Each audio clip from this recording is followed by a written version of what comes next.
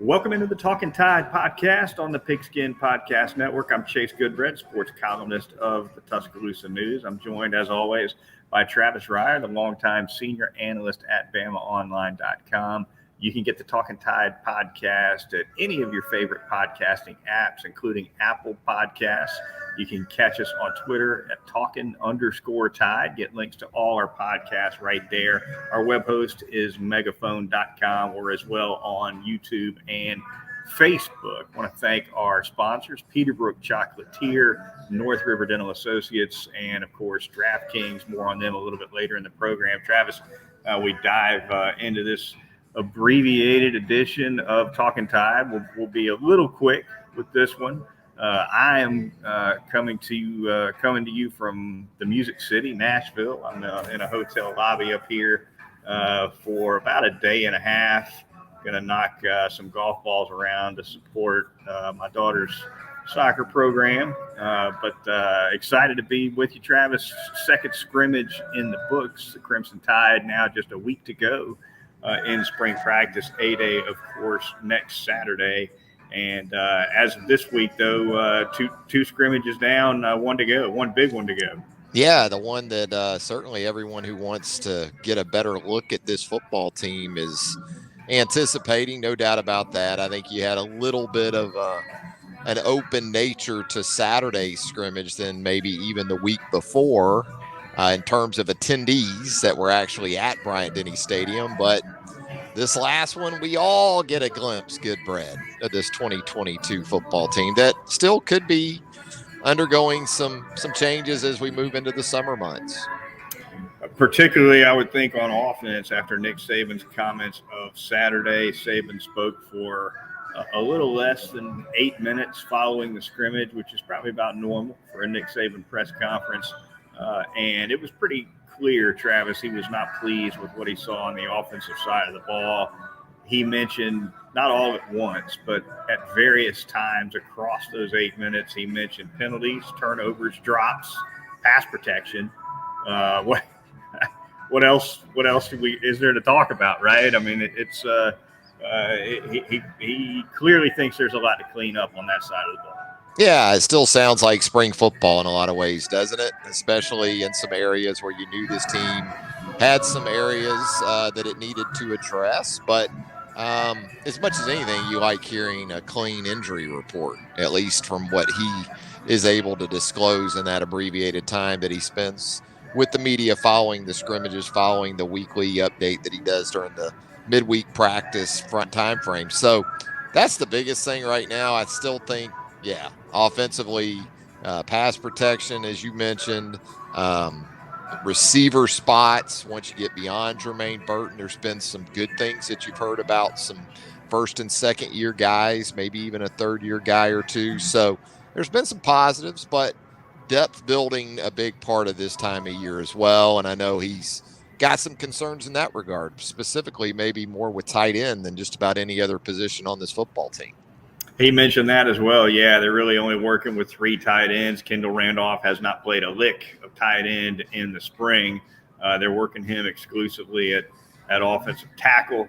We'll get to the offensive line here in just a second. But, yeah, it certainly sounds like Jermaine Burton has kind of taken somewhat of a command over this wide receiving core, at least in terms of day-to-day production and reliability on the practice field, on the scrimmage field at Bryant-Denny, what have you. The running back situation, I think, is going to be just fine. There's a clear level of excitement in the building for not only Jahmyr Gibbs, but there's some positive thoughts about the returns of McClellan and Roydell Williams for sure. The young freshman running back made a couple plays in the scrimmage. Running back position ought to be just fine. But the wide receiver spot and the tight end spot, both areas where Nick Saban wants to see things gel a little bit.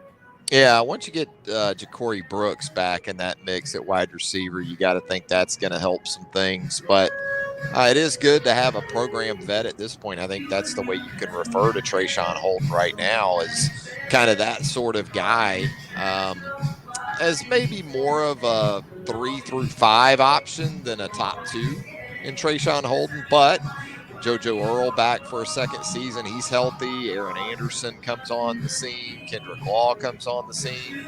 They're mixing and matching a little bit right now, but absolutely having that number one guy identified in the spring is important. That's what Jermaine Burton's given them. And, we'll see how they feel about that situation overall after spring, because it was at that time a year ago that they went into the portal, even though they already had John Mechie. John Mechie wasn't enough to keep them from going in the portal after spring practice last year. So it'll be interesting to see that approach. But tight end, Robbie Utes is a young guy that physically impressive, a little bit of a retro look to him at about 260 pounds, but a better athlete than you probably or a lot of folks might imagine. And, you know what you got in Kendall Randolph. If you want to put him in there and that keeps to being a thing in 2022, that's fine. But because you've seen that for a couple of years now, he knows the deal there. And Nick Saban is always going to have a Kendall Randolph on the roster, and maybe only one. But whether you go back to Brandon Green or whoever, who is the same type of player, or whoever, Travis, Nick Saban wants one of those kinds of guys that maybe he can flop a little bit between tight end and tackle, maybe as a tight end in short yardage situations, etc. So something to watch there for sure. As for the aforementioned offensive line, Travis, Nick Saban earlier this week said that the tackle guard fluctuation in practice has not slowed at all. Doesn't sound like it's going to slow next week either. It's been more a function of numbers and trying to move guys around. Some of these guys have a role on the first team and the second team, or they have a role on the second team and the third team, and a different role at each. That's how they're kind of filling and plugging the gaps. Yeah, it's as you said, there's a couple, 3 guys that are out for the duration of spring. We knew about Darian Dalcourt and Emil Ekiyor primarily when you talk about starter types that are out this spring. So numbers become an issue. And, typically you'll see a couple of early enrollees. We saw it last year, right, along the offensive line. That helps your numbers in the spring where offensive linemen are concerned. And I know there's some walk-ons that are filling some gaps for Alabama right now. But, yeah, with the injuries and just the overall situation as it sits right now, that's a pretty low number for Alabama. When you talk about the guys up front, they had some guys leave the program in the offseason, some guys that you had been able to count on, like a Tommy Brown in the past, right? He was one of those guys 3 or 4 years in the program. You can play him at guard, play him at tackle. Right. They don't really have that luxury right now, but there is some help on the way. The Red Elephant Club birds were singing a little bit on Saturday afternoon, Travis, as they tend to do. Signals the arrival of spring every year, those birds. That's exactly right. They flew south. They're back. They're headed back north a little bit after a long winter in South Florida. The song they were singing after Saturday's scrimmage was that offensive line up front had first team anyway, or at least the first group that took the field. Kendall Randolph at left tackle, J.C. Latham at right tackle, and your interior Cohen, McLaughlin, and Damian George, who seems to be getting a lot of action at that right guard spot. Based on Saban's comments, I don't necessarily think we could trust much of that, especially in light of the 2 guys sitting spring out that you made note of. But for what it's worth, it sounds like that's what things looked like up front to kick off the festivities on Saturday. Yeah, and just about all of those guys have cross-trained except for McLaughlin. Other than the center spot, Javian Cohen's worked at guard and tackle. Damian George obviously has worked at guard and tackle. Kendall has worked at guard in the past during his time at Alabama. He's at tackle. J.C. Latham finished last season at guard. Now he's kicked back out to right tackle. So absolutely a lot of cross-trainers. But I think I still came away wondering, do they really feel like they've identified even one starting caliber tackle at this point, let alone 2, which is what they need. And going back to the Tyler Steen situation, which we thought would have come to a conclusion at this point, I guess, but still some intrigue there in terms of, who exactly, not just one of those guys are going to be come Utah State in early September, but two of those guys. Defensively, Travis, obviously that side of the ball kind of flexed a little bit on a day when the offense struggles. Obviously, the defense will look good. And to that end, you never know how much of these offensive struggles you hear about should just be a tip of the cap to that defense. A more experienced group has some holes to plug themselves on that side of the ball, does Pete Golding. However, so a lot of interceptions, it sounds like, from Saturday, at least a couple of those, apparently the result of deflections, drops, what have you, on the offensive side that kind of made things a little easy, I guess, on the secondary turnover-wise. That being said, a lot of excitement for this pass rush for sure. And apparently there was a look flashed in scrimmage work Saturday that had Anderson, Dallas Turner, and Braswell on the field together in a, I guess maybe that's your Dime Rabbits picture. Yeah. But that sounds like a pretty exciting trio in terms of heat. Braswell can get after the quarterback too. Yeah, and that's something that we typically won't see on A-Day, by the way. We'll see nickel and base pretty much no matter what. So I'll be surprised if they tip much of that this Saturday, next Saturday coming up in the spring game, because we usually don't see Dime Rabbits much. And so that's totally fathomable, though, when you think about those three guys. And Chris Braswell has continued to put on the needed weight in bulk. He came to Alabama at about 220 a couple of years ago. I think he's up to near 240-ish now. So, that's a good thing. But, yeah, they're going to have their best three sort of pass rushers between the linebacker positions. Some years it's an inside linebacker that they still use in that look. But, if they got three outside guys that can get after it, they'll put them all out there together. Going to be an exciting look if that's what we end up seeing a little bit of this fall. There's no question about it. All right, the Talkin Tide podcast on the Pigskin Podcast Network. Moving on to thank a couple of sponsors right here and now. I'm first going to tell you about North River Dental Associates and Dr. Jack Smalley, that fantastic job he does over there at 1100 Fairfax Park. It's right off of Watermelon Road, conveniently located. Get your teeth cleaned twice a year like you should.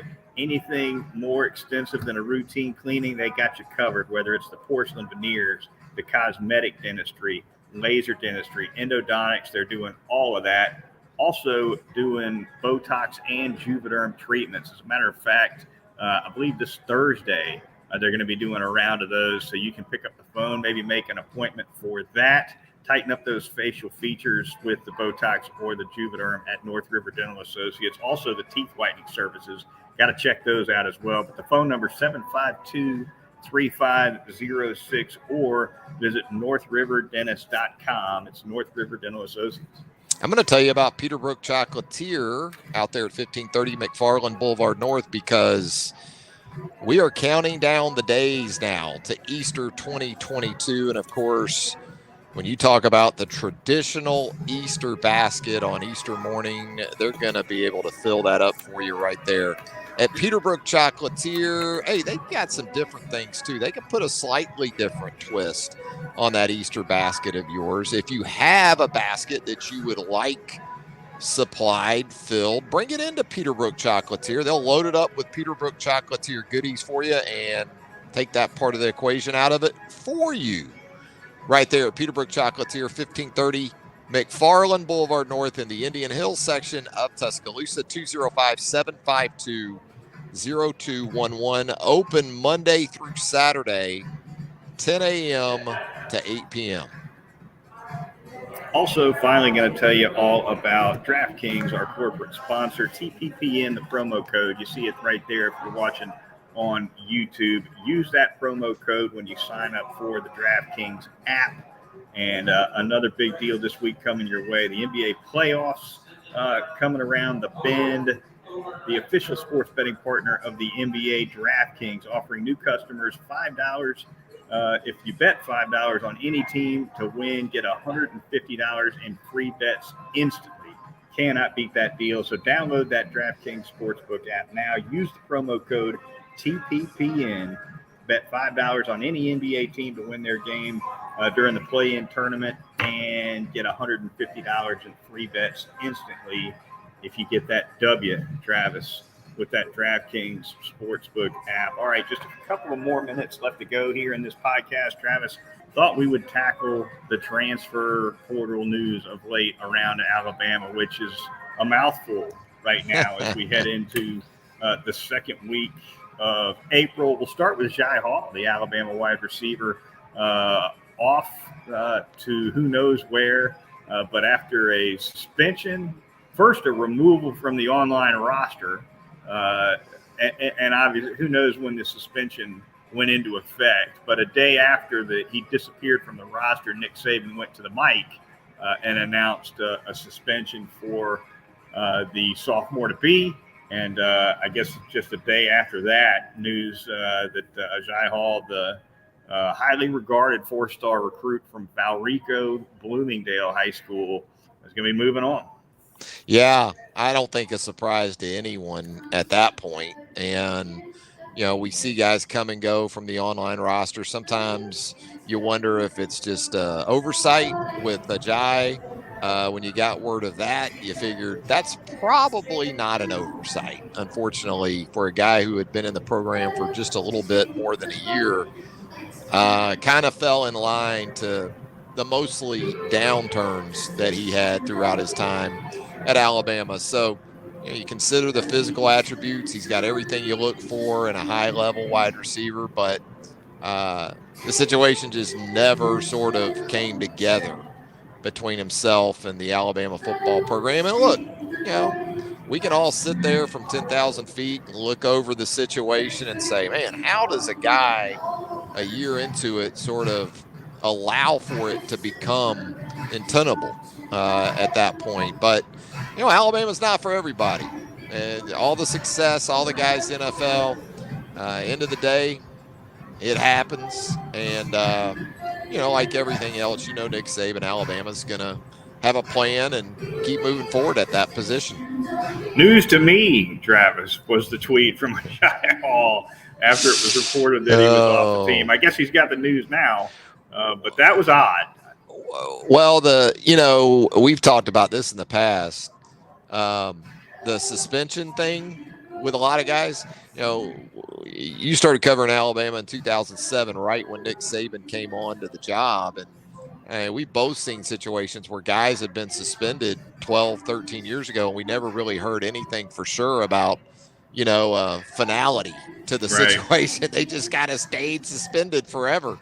But no, we did get that closure with Jai, who has since entered the transfer portal. And, it underscores the need that was there to go out and get a Jermaine Burton, not just in terms of the physical attributes and the documented production, but the tone setter that he can be for a group that is still going to be largely inexperienced and young during the upcoming season.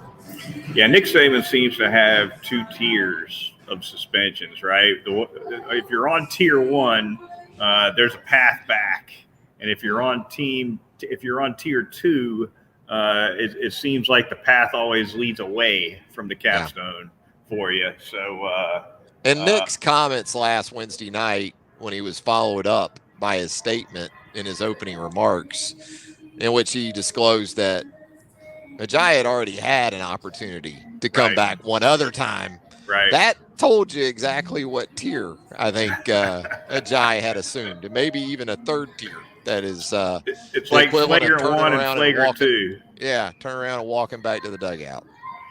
All right, Tyler Steen, who you mentioned before the break, Travis, the Vanderbilt transfer, touching on him really quickly. Like you said, it's been kind of a delayed announcement. When he took his last visit, if I'm not mistaken, the word was it was going to be 7 days. I think it's been 14 plus now, if I'm not mistaken. Tyler Steen looking at several schools. We'll see what happens there. Basketball moving along quickly before we get out of here, Travis. some transfer portal news there. Juwan Gary on his way out now becomes the fourth Alabama player to enter the transfer portal. Coming in, however, is Mark Sears, a guard from Ohio University, 19.5 points a game, 6 rebounds a game at 6'1", Travis. 6'1" is not much size to be getting 6 rebounds a game. That kind of jumped out at me a little bit when I was looking at the production he had for Ohio this past year. Yeah, and Alabama, as we know, 1 through 5, there's sort of a collective effort on the glass with these Nate Oates teams, it seems like. Even with a 7-footer in Charles Bediako, you do see guys like J.D. Davison this past season hit the boards pretty heavily. Keon Ellis, guys like that. But looks to be a nice pickup in Sears, initially from North Alabama, originally from North Alabama, so coming home for Mark Sears. And, more of those lead guard types. Can play on the basketball, but he can also score and, bring you some different things. The Juwan Gary departure, that one kind of bothered me a little bit. Not because I think he'll go on to somewhere else and be an All-American. Maybe he will. Maybe he'll be, follow a path like Braxton Key that we talked about last week. But I like that he was gluey in some ways. Mm-hmm. Didn't always get to show it. Had injuries. Had a big injury a couple years ago. Had an injury this year. Last season, the Sweet 16 seasons when I thought got to see more of the Juwan Gary we expected to see. But it's just part of college basketball these days, man. I mean, you look at programs around the SEC, it seems like 4, 5, 6 guys at just about every place there's turnover. And that's in addition to seniors and early departures to the professional ranks. It's 70-80% of the roster, it seems like, everywhere just turning over. Basketball's unreal. I mean, it's a new team every year pretty much. If things don't go well for you in the transfer portal. Deadline, by the way, coming up, Travis, May 1, just another 3 weeks roughly for these guys to get their names in the portal if they're going to be eligible for the coming academic year. So naturally, Travis, at this time of year, they're all coming out, and the destinations will come out later. Right now, we're just hearing about a lot of exits. Yeah, it's crazy. It really is. And, Gary's the latest, but you had 3 others before that. So interesting to see where all these guys end up and, how Alabama goes about backfilling. Nate Oates, Brian Hodgson, Antoine Petway, Charlie Henry, they're still very much in the evaluation and recruitment stages of transfers. So, yeah, check back in June, right? We should have a little better idea what that roster next season is going to look like. That's going to do it for this edition of the Talkin Tide podcast. I want to thank our listeners for joining Travis and I on the Sunday Nighter. Be sure to join us next weekend. Travis and I will recap the Alabama A-Day scrimmage next Sunday night. Looking forward to that here on the Talkin Tide podcast on the Pigskin Podcast Network. We'll talk to you then.